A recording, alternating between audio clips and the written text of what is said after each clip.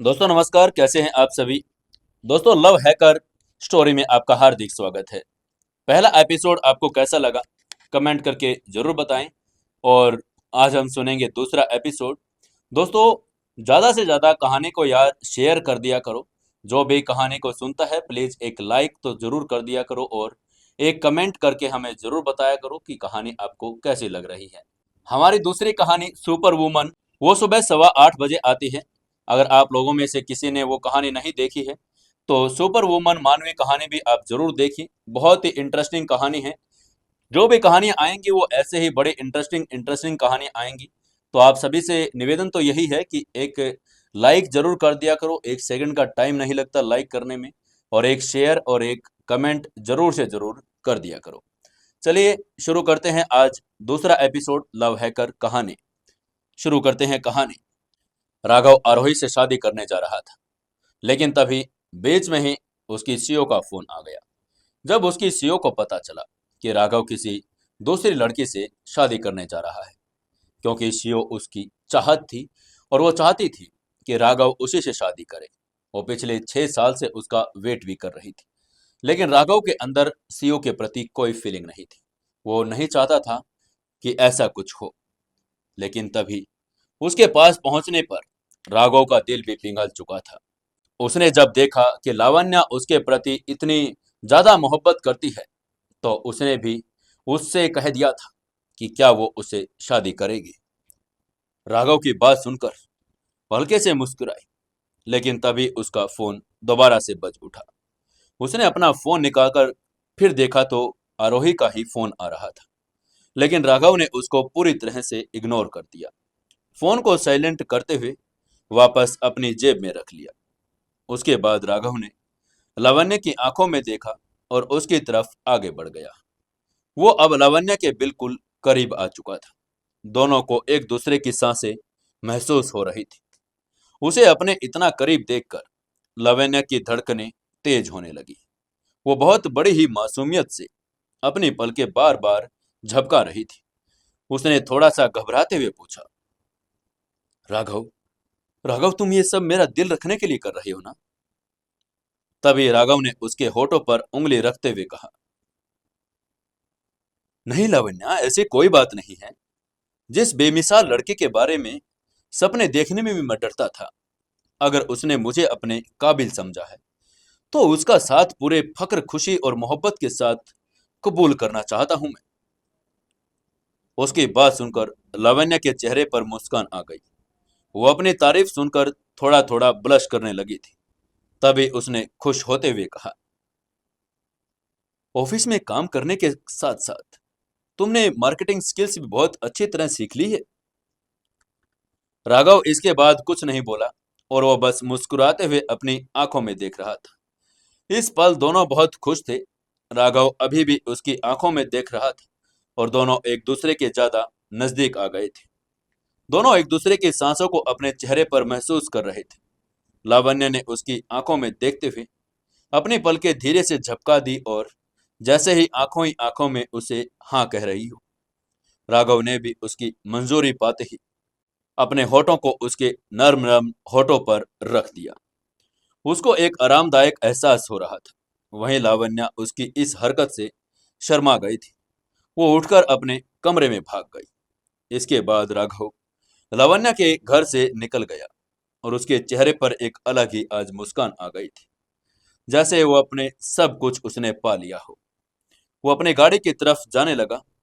चलते चलते अपनी पॉकेट से उसने अपना मोबाइल निकाला। तभी उसने देखा स्क्रीन पर मिस कॉल की नोटिफिकेशन शो हो रही थी। और जब उसने खोलकर देखा तो आरोही की 15 मिस कॉल आ चुकी थी। लेकिन अब उसे आरोही का नाम पढ़ते ही गुस्सा आने लगा था। जिस आरोही की कॉल देखकर कुछ देर पहले ही उसके चेहरे पर मुस्कान आ जाती थी, उसी आरोही का कॉल देखते ही अब उसको गुस्सा आने लगा था। वो फोन वापस पॉकेट में रखने ही वाला था। तभी एक बार फिर से आरोही का फोन आ गया। उसने जैसे ही देखा कि आरोही उसे फिर से कॉल रही, तो उसने गुस्से में कॉल अटेंड की और कान पर लगाते हुए कहा, हेलो, हाँ बोलो क्या बात है, और मेरी बात सुनो। अगर इंसान एक बार कॉल न उठाए तो समझ लो कि वो कुछ कर रहा है, बिजी है, बार बार कॉल किए जा रही है। हाँ ऑब्जर्व यार। ये कहते ही उसने फोन काट दिया।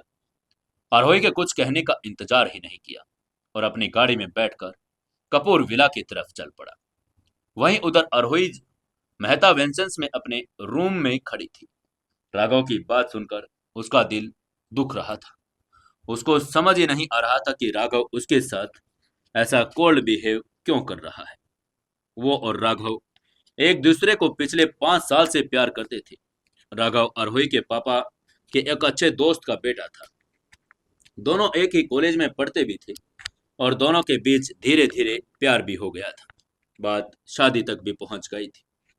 आरोही के पापा भी उनकी शादी के लिए इसीलिए राजी हुई थी कि राघव वेल सेटल्ड लड़का है और बहुत जल्दी कामयाब हो गया था। जैसे कि हर बेटे के बाप का ख्वाब होता है कि उसकी बेटी को एक हैंडसम और वेल सेटल्ड लड़का चाहिए। राघव दशरथ की हर एक शर्त पर खरा उतरा था। लेकिन अब राघव का बिहेवियर बदलता जा रहा था। वो दिन ब दिन लालची होने लगा था। आरोही को उसकी रेड फ्लैग्स साफ साफ दिखाई देने लगी थी। आरोही को समझ नहीं आ रहा था कि वो क्या करे। उसको अपने इस रिश्ते का फ्यूचर कहीं नजर नहीं आ रहा था। वो अपने बिस्तर पर बैठी राघव के इस बिहेवियर के बारे में सोचने लगी थी। वहीं इस वक्त उधर कार्तिक कपूर विला के अपने रूम में अपने कंप्यूटर के सामने चेयर पर बैठा था और अपने दोस्तों के साथ मिलकर ऑनलाइन गेम खेल रहा था। तभी उसका फोन बज गया। उसने जैसे ही स्क्रीन देखी उसके दोस्त आरव का फोन था। उसने तुरंत कॉल एक्सेप्ट किया और कान पर लगाते हुए कहा, हाँ आरव जल्दी बोलो क्या बात है, डिस्टर्ब क्यों कर रहे हो।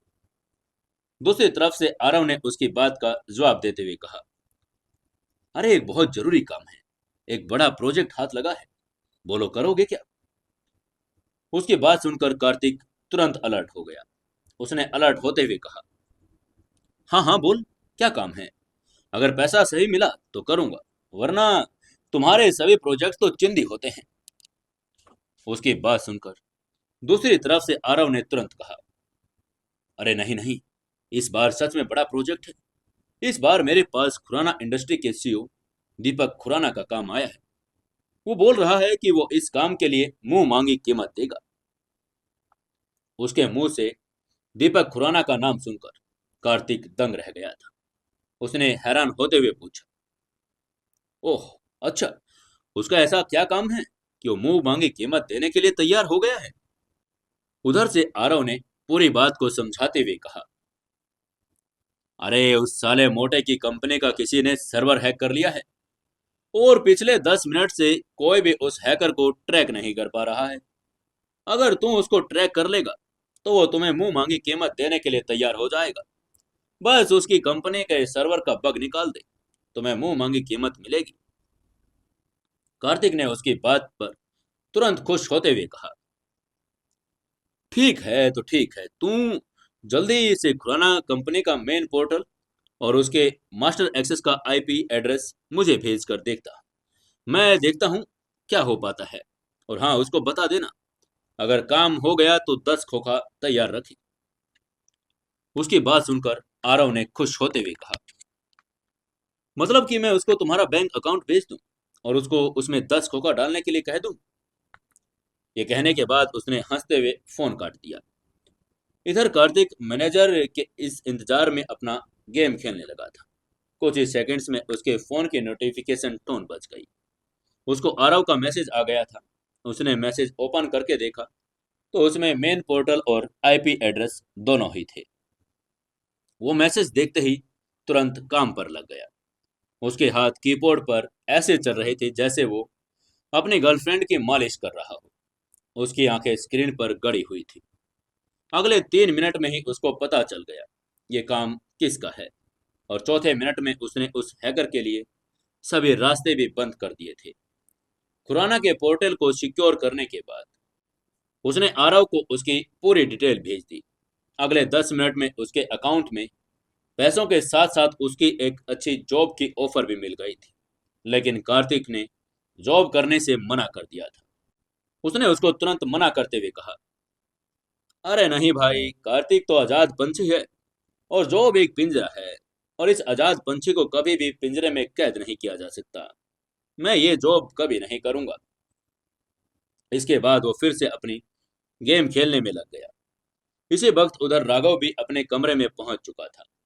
वो अभी लावण्य के बारे में सोच रहा था। उसके कानों में अभी भी लावण्य की आवाज गूंज रही थी। उसने उसको याद करते हुए अपना फोन निकाला और उसकी तस्वीर देखने लगा। उसने लावण्य की तस्वीर देखते हुए मन ही मन में कहा, मैंने कभी नहीं सोचा था कि तुम मेरे ख्वाब पूरे करने का जरिया बनोगी। ये सब सोच ही रहा था, तभी फिर से उसका फोन बजने लगा। फोन के स्क्रीन पर नाम देखकर उसके चेहरे पर मुस्कान आ गई, क्योंकि इस बार नाम आरोही का नहीं, लावण्य का ही था। उसने तुरंत कॉल एक्सेप्ट करते हुए कहा, हेलो मिस ब्यूटी। दूसरी तरफ से लावण्य ने खुशी भरी आवाज में कहा, हाय हैंडसम, क्या कर रहे हो? पहुंच गए घर या नहीं? राघव ने अपने बालों में हाथ फिराते हुए एक तिरछी मुस्कान के साथ कहा, हाँ पहुंच तो गया हूँ। यहाँ तक कुछ करने की बात है तो मैं तुम्हें ही याद कर रहा था। उसकी बात सुनकर लावण्य भी ब्लश करने लगी। तभी उसको कुछ याद आया और उसने राघव से पूछा, वैसे राघव, एक बात बताओ, तुम शादी किससे कर रहे हो? राघव ने तुरंत रिएक्ट करते हुए कहा, हम्म, था, कर रहा था, अब नहीं। दूसरी तरफ से लावण्य ने सिर हिलाते हुए पूछा, अरे हाँ ओके, शादी किससे कर रहे थे? राघव ने उसके बात का जवाब देते हुए कहा, वो मेरे फादर के दोस्त की बेटी से। लावण्य ने आगे पूछा, राघव, क्या तुम उसे पसंद करते हो? राघव ने नाम में सिर हिलाते हुए कॉन्फिडेंस से उसके बात का जवाब देते हुए कहा, आरोही, वो मेरे पेरेंट्स की पसंद थी, मेरी नहीं लावण्या। इसलिए मैं पेरेंट्स की इच्छा से ही शादी करना चाहता था। उसके बाद का लावण्या ने थोड़ा सा सोचते हुए कहा, अरेंज मैरिज? राघव ने भी तुरंत जवाब दिया, हाँ वही अरेंज मैरिज, लेकिन मुझे वो पसंद नहीं है। लावण्य ने आगे पूछा, तो फिर अब तुम क्या करोगे? राघव ने बिना सोचे समझे लापरवाही से कहा, करना क्या है, मना कर दूंगा। और सिर्फ अब तो तुम ही हो और किसी का तो सवाल पैदा ही नहीं होता। लेकिन लावण्या, मुझे बस थोड़ा सा अच्छा नहीं लग रहा। तुम्हारे और अपने स्टेटस को लेकर मैं थोड़ा परेशान हूँ। लेकिन लावण्य ने उसकी बात को बीच में ही काटते हुए कहा, डोंट वरी अबाउट इट, मुझे इससे कोई फर्क नहीं पड़ता। 5 साल हो गए जब तुम्हारा इंटरव्यू लिया था, तब से पसंद हो तुम मुझे। फिर उसने गहरी सांस लेते हुए आगे कहा, 5 सालों में तुम्हें कभी भी ये अंदाजा नहीं हुआ कि मैं तुम्हें कितना पसंद करती हूँ। उसकी बात के जवाब में राघव ने तुरंत बहाना बनाते हुए कहा, हुआ तो बहुत बार था, लेकिन मैंने हमेशा उसको अपना भ्रम समझकर टाल दिया। इतनी खास लड़की मुझे पसंद कर सकती है, मैं इस बात पर यकीन करने से ही डरता था। दोनों ऐसे ही बात करते रहे। वहीं उधर आरोही अभी भी राघव के बदले हुए बिहेवियर के बारे में सोच रही थी। उसकी आंखों में धीरे धीरे आंसू आने लगे थे। उसकी और उसकी बहन सानवी की शादी एक साथ ही हो रही थी, इसलिए वो थोड़ी चिंता भी थी। अगर उसकी और राघव की शादी में कोई रुकावट आ गई तो उसका सीधा सीधा असर उसकी बहन सानवी की शादी पर भी पड़ने वाला था। वो नहीं चाहती थी कि उसकी वजह से उसकी बहन की लाइफ पर कुछ असर पड़े, लेकिन उसकी सिक्स सेंस कह रही थी कि जरूर कुछ न कुछ तो गड़बड़ होने वाली है। उसने धीरे से फुसफुसाकर खुद से ही कहा, नहीं नहीं, कुछ तो गलत है जो मैं नहीं समझ पा रही। यहाँ कुछ तो सही नहीं हो रहा है। वो राघव, आरोही को राघव के साथ बिताए पिछले 5 साल याद आ रहे थे, जिसमें वो उसके साथ बहुत ही प्यार भरा बिहेव करता था, लेकिन अब वो बहुत ही रूखा बिहेव कर रहा था। ये सब सोचते सोचते उसको कब नींद आ गई, उसको पता ही नहीं चला। अगली सुबह आरोही की आंख किसी की कूक सुनकर उठी। उसकी आंखें खोलकर उसने देखा तो कोयल उसके पास खड़ी कूक मचा रही थी, उसको जगाने की कोशिश कर रही थी। कोयल ने उसको जगाते हुए कहा, दीदी, दीदी वो आपकी डिजाइनर आई है, आप उनसे मिल लीजिए एक बार। आरोही उसकी बात सुनकर अंगड़ाई लेते हुए खड़ी हुई और उसने अपना मोबाइल टाइम देखने के लिए उठाया। लेकिन तभी उसने देखा कि उसको राघव का मैसेज आया हुआ था। उसने तुरंत मैसेज खोलकर देखा तो उसमें लिखा हुआ था, आज मुझे 9 बजे आकर सनराइज रेस्टोरेंट में मिलना। ये मैसेज पढ़ते ही आरोही के चेहरे पर मुस्कान आ गई। राघव उसको सनराइज रेस्टोरेंट में तब बुलाता था जब वो उससे माफी मांगता था और जब वो किसी बात को लेकर उससे नाराज होती थी। उसको लग रहा था कि राघव उसे अपने उस कोल्ड बिहेवियर के लिए माफी मांगने के लिए बुला रहा था। उसने मन ही मन खुश होते हुए कहा, मांगते रहना जितनी माफी मांगना है, लेकिन आज मैं तुम्हें माफ नहीं करने वाली हूँ। तुमने कल मेरा बहुत दिल दुखाया है। आज तक तुमने कभी ऐसी बातें नहीं की, लेकिन तुम्हारी हिम्मत भी कैसे हुई मेरे साथ ऐसी बातें करने की। ये कहते हुए उसने जैसे ही टाइम देखा तो सुबह के 8 बज चुके थे। वो जल्दी से अपने डिजाइनर से मिलने के लिए गई और उससे मिलने के बाद तैयार होने लगी। कुछ ही देर में आरोही तैयार हो गई। उसने आज रेड कलर का वन पीस ड्रेस पहना था जो उसके घुटने के ऊपर तक का था। उसने हल्का सा मेकअप किया और होठों पर रेड लिपस्टिक लगाई जिसमें वो बहुत ही ज्यादा आकर्षक लग रही थी। तैयार होने के बाद वो राघव से मिलने के लिए घर से निकल चुकी थी। उसने घर से बाहर निकलते ही पहले ही एक कैब बुक कर ली थी। जैसे वो घर से बाहर निकली, देखा कैब पहले से ही उसी का इंतजार कर रही थी। आरोही कैब में बैठी और रेस्टोरेंट की तरफ चल पड़ी। लगभग 30 मिनट में वो रेस्टोरेंट पहुंच गई थी। जैसे वो रेस्टोरेंट के अंदर दाखिल हुई तो सभी के सभी लड़के उसी पर ही नजरें टिका कर खड़े हो गए थे। कोई भी लड़का ऐसा नहीं था जो उसकी तरफ ना देख रहा हो। आरोही के रेड ड्रेस से उसका फिगर और भी ज्यादा अट्रैक्टिव लग रहा था। उन सभी लड़कों की नजरों में इग्नोर करते हुए आरोही ने रेस्टोरेंट के अंदर जाकर देखा, लेकिन राघव अभी भी आया नहीं था। यह थोड़ा उसको अजीब सा लगा।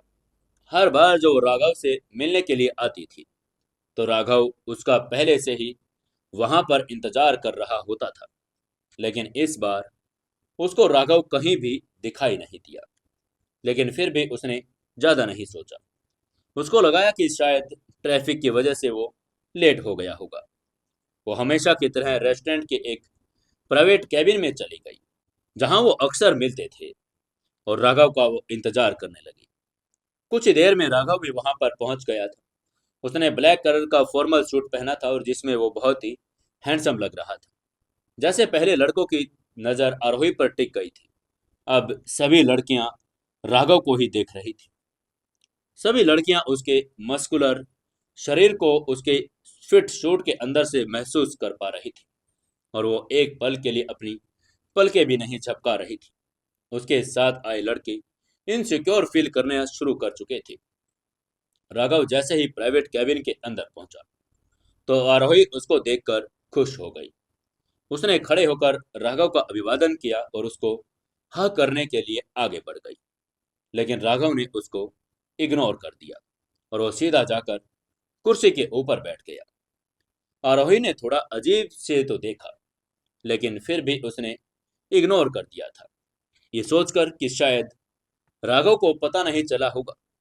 ये सोचते हुए वो राघव के सामने वाली कुर्सी पर बैठ गई थी। आरोही ने कुर्सी पर बैठते हुए कहा, हाँ राघव, बताओ तुमने मुझे यहाँ क्यों बुलाया। वो थोड़ा एटीट्यूड दिखा रही थी अपने इम्पोर्टेंस जताने के लिए। तभी राघव ने जो कहा वो बेसब्री से सुनना चाह रही थी। वो राघव ने उसकी आंखों में देखते हुए कहा, मैंने तुम्हें यहाँ सॉरी कहने के लिए बुलाया है। उसकी बात सुनकर आरोही मन ही मन बहुत खुश हो गई थी, लेकिन उसने ऊपर से थोड़ी सी नाराजगी भरे अंदाज में कहा, तुम ऐसे काम ही क्यों करते हो कि तुम्हें सॉरी बोलना पड़े। मुझे समझ नहीं आ रहा कि तुम मेरे साथ इतना कोल्ड बिहेव क्यों कर रहे हो। काफी समय से तुम्हारे और मेरे साथ, मेरी फैमिली के साथ काफी कोल्ड और अनवेलकमिंग बिहेवियर है। मैं बस वजह जानना चाहती हूँ, ऐसा क्यों है? तभी राघव ने थोड़ा एरोगेंटली कहा, तो क्या मैं रेड कारपेट बिछाकर आप लोगों का इंतजार करूं? उसकी बात सुनकर आरोही चौंक गई। उसने एक कदम हैरान होते हुए कहा, एक्सक्यूज मी राघव। लेकिन इससे पहले उसने थोड़ा खुद को संभाल लिया। वो राघव से प्यार करती थी, इसलिए वो छोटी मोटी बातों को लेकर अपना रिश्ता खराब नहीं करना चाहती थी। लेकिन फिर उसको लगा कि उसकी कुछ तो सेल्फ रिस्पेक्ट है ही। उसको ये सभी बातें उसके साथ अभी क्लियर कर ही लेनी चाहिए थी, क्योंकि शादी के बाद उनके पास इन बातों को क्लियर करने का टाइम कभी बचेगा भी नहीं। इसलिए उसने कहा, राघव, उस दिन तुम शॉपिंग पर भी नहीं आए। तुमने मेरे साथ डिसाइड किया था कि तुम आओगे, लेकिन तुम नहीं आए। चलो ठीक है, कोई बात नहीं। कल भी मैंने तुम्हें बार बार कॉल की, तुमने उठाया ही नहीं। ठीक है, तुम कहीं बिजी हो गए, मान लिया। लेकिन उसके बाद तुमने मुझे सॉरी बोलना चाहिए था। कम से कम इतना तो तुम्हें करना चाहिए था। उसके जगह तुमने मेरे साथ बदतमीजी की, रूडली बात की। तुम मेरे साथ इतना कोल्ड क्यों हो रहे हो? इतना रूड बिहेवियर क्यों कर रहे हो आखिर तुम मेरे साथ? आखिर बात क्या है राघव? मुझे तुम्हारा बिहेवियर अब समझ में नहीं आ रहा है। हमारी शादी होने वाली है राघव। हम एक दूसरे से प्यार करते हैं। 5 सालों से हम एक दूसरे के लिए जीते आए हैं। शादी के एक दिन पहले तुम्हारे इस कोल्ड बिहेवियर को मैं क्या समझूं? मुझे समझ नहीं आ रहा है। मैं ईमानदारी से कहूं तो तुमने जिस तरह कल मेरे साथ बात की, मुझे लग रहा है कि तुम शादी ही नहीं करना चाहते हो मेरे साथ। उसने इतना कहा था। राघव ने मौके का फायदा उठाते हुए कहा, हाँ, हाँ आरोही, तुम सच कह रही हो। मैं सच में तुम्हारे साथ शादी नहीं करना चाहता हूँ। उसकी बात सुनकर आरोही अवाक रह गई। उसको कुछ भी कहने के लिए शब्द नहीं मिल रहे थे। वह बस हैरानी भरी आंखों से राघव का चेहरा देख रही थी। तभी राघव ने अपनी बात को आगे बढ़ाते हुए कहा, तुमने मुझसे अभी भी वजह पूछी थी। अब मैं तुम्हें यह बहुत ही क्लियर कर देना चाहता हूँ। आई एम एक्सट्रीमली सॉरी अगर मैं तुम्हें हर्ट कर रहा हूँ। लेकिन प्लीज, मैं तुमसे शादी नहीं कर सकता आरोही। उसकी बात सुनकर आरोही ने शौक होते हुए कहा, क्या? क्या राघव, तुम ये कैसे बात कर रहे हो राघव? वहीं राघव ने अपनी बात जारी करते हुए कहा, मेरी जिंदगी में कोई और है आरोही, और मैं उसी से शादी करना चाहता हूँ। प्लीज, मैं तुम्हें हर्ट तो नहीं करना चाहता, लेकिन तुम समझदार हो, बात को समझो। मैं तुम्हारे साथ कभी खुश भी नहीं रह पाऊंगा। आरोही अभी भी शौक में थी, उसकी आंखों में ही देख रही थी। तभी राघव ने सिर हिलाते हुए आगे कहा, तुम तो जानती हो आरोही, मैं एक ऑनेस्ट इंसान हूँ। कभी भी झूठ बोलकर, धोखा देकर कोई काम करूंगा नहीं। इसलिए मैं ये बात तुमसे साफ साफ खुद ही बता रहा हूँ। वरना अगर मैं चाहता तो मैं अपने पेरेंट्स के थ्रू भी तुम्हारे घर इनकार पहुंचा सकता था। लेकिन मुझे लगा कि मुझे ये बात तुम्हें खुद ही सामने बैठकर बतानी चाहिए। उसकी बात सुनकर आरोही की आंखें लगभग नम हो गई थी।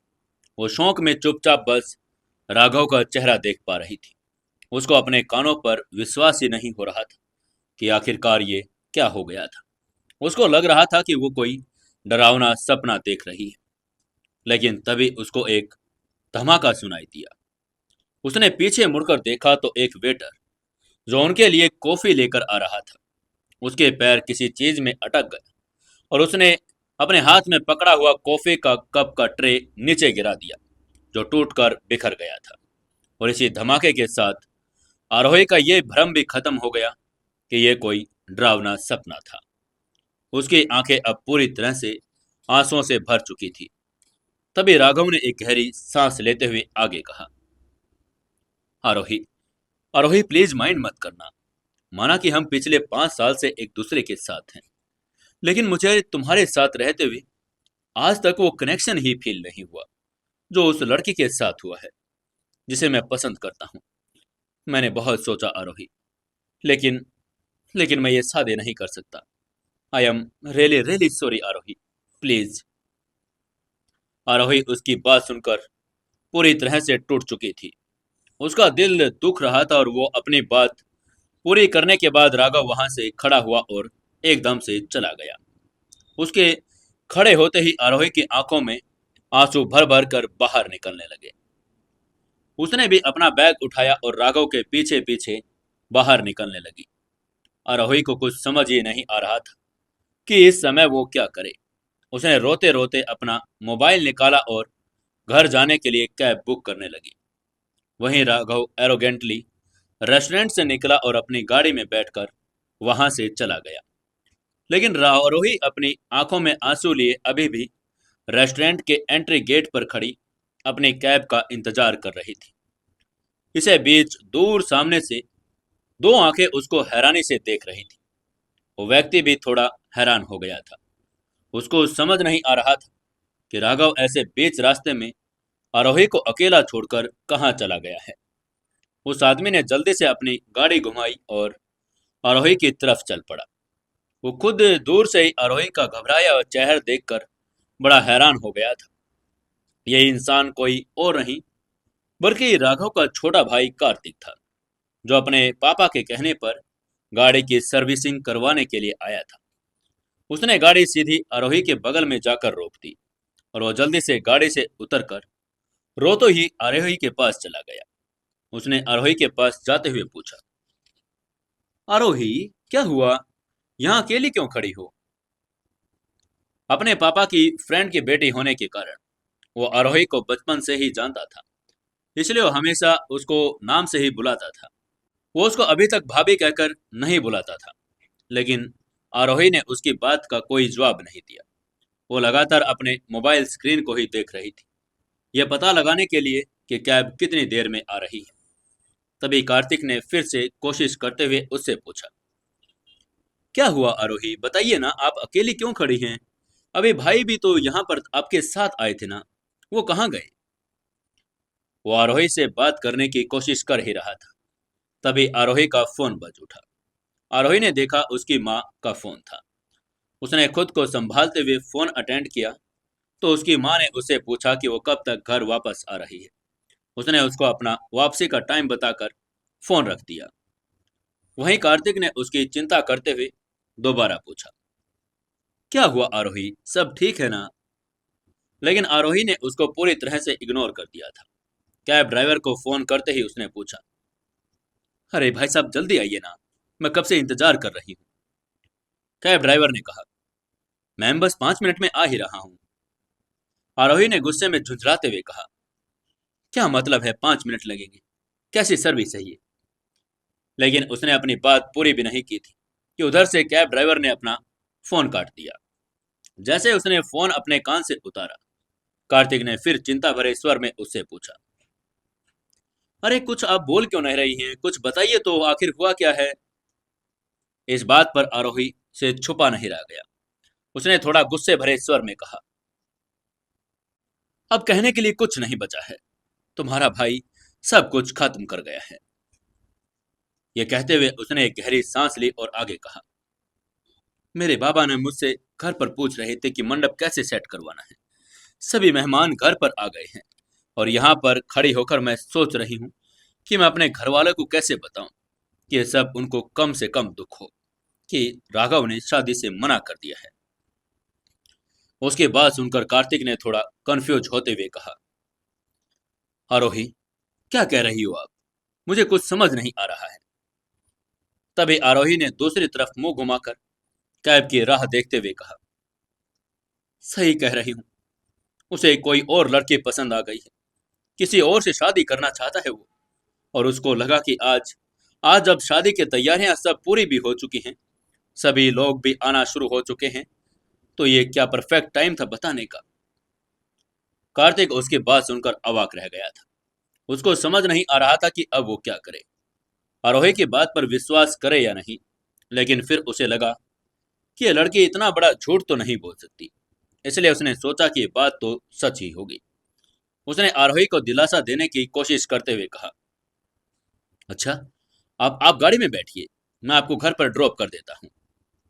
उसके जुबान भी लड़खड़ा रही थी, क्योंकि वो भी जानता था कि सिचुएशन बहुत सीरियस है।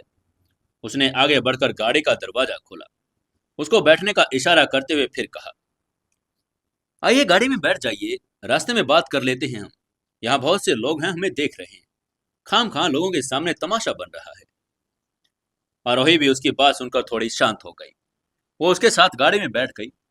उसको गाड़ी में बैठाने के बाद कार्तिक खुद ड्राइविंग सीट पर बैठा और उसने आरोही को पीने के लिए पानी की बोतल दी। आरोही ने पानी पिया और अब वो थोड़ा सा शांत महसूस कर रही थी। उसका लिए अब गहरी गहरी सांस लेना उसने शुरू कर दिया था।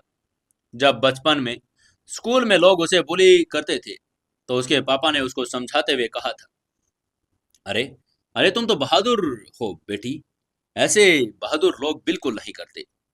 तुम तो मेरी बहादुर बेटी हो।